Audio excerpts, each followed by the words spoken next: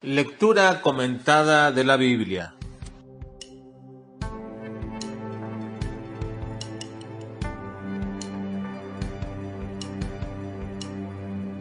Jueces, capítulo 1 al capítulo 3. Los jueces, conquista incompleta, generación que no conocía a Jehová, Otoniel, Ahog y Sangar, los primeros jueces. Habiendo muerto ya Josué, comienza un periodo en la historia del pueblo de Israel.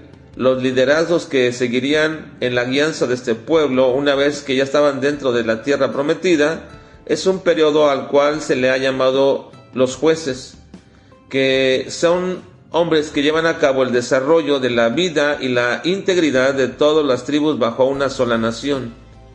Esto será una especie de libertadores que surgirán ocasionalmente y que Dios levantará para rescatar a Israel de las opresiones a las que se enfrentaban por causa de los pueblos que habían dejado de conquistar tanto dentro de la tierra como también a sus alrededores. En este periodo el estado del pueblo de Dios no era muy próspero, ni tampoco su carácter era muy espiritual como se esperaba después de las amonestaciones tanto de Moisés como de Josué.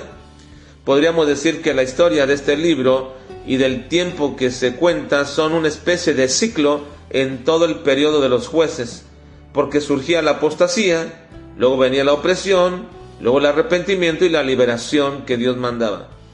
No se sabe quién es el autor de este libro, aun cuando los judíos se lo adjudican a Samuel, así que este libro abarca el periodo transcurrido entre la muerte de Josué y el establecimiento de la monarquía hebrea, que más o menos abarcó entre unos 330 a 340 años, entre los años 1380 y 1050 a.C. La situación era caótica en el pueblo de Israel y se describe en cada una de las historias que se cuentan en este libro de los jueces.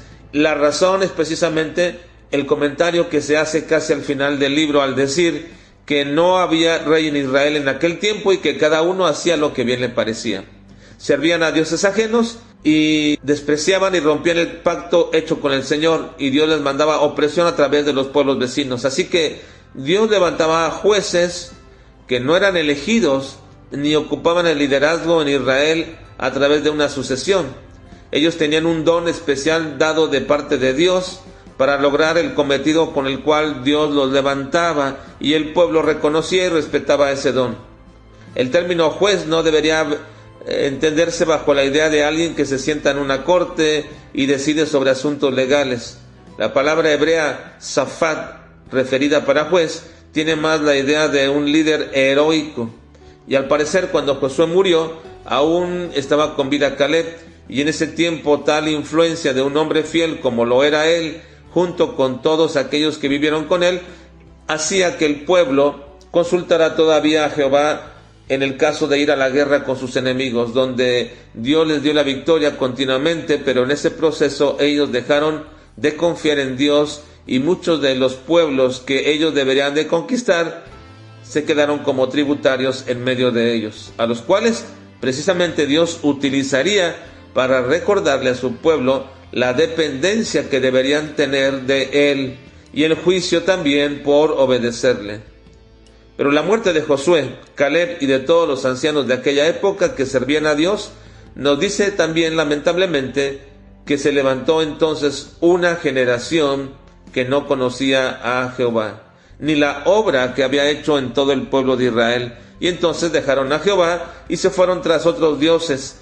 Y aquí nos manifiesta precisamente un propósito por el cual Dios no les permitió sacar a todos los pueblos de una vez en medio de su tierra, pues los usó para traer juicio sobre su pecado.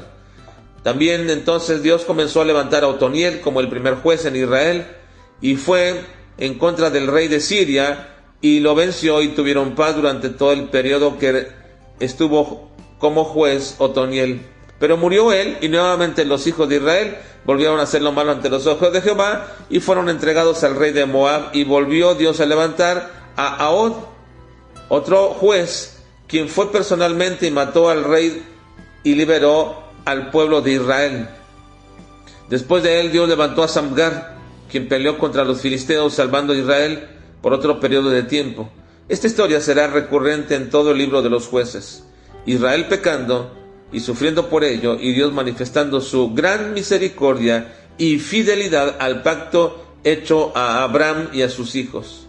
Porque Dios siempre es fiel a lo que Él ha prometido, y su fidelidad no depende de nuestra infidelidad. ¡Qué bendición!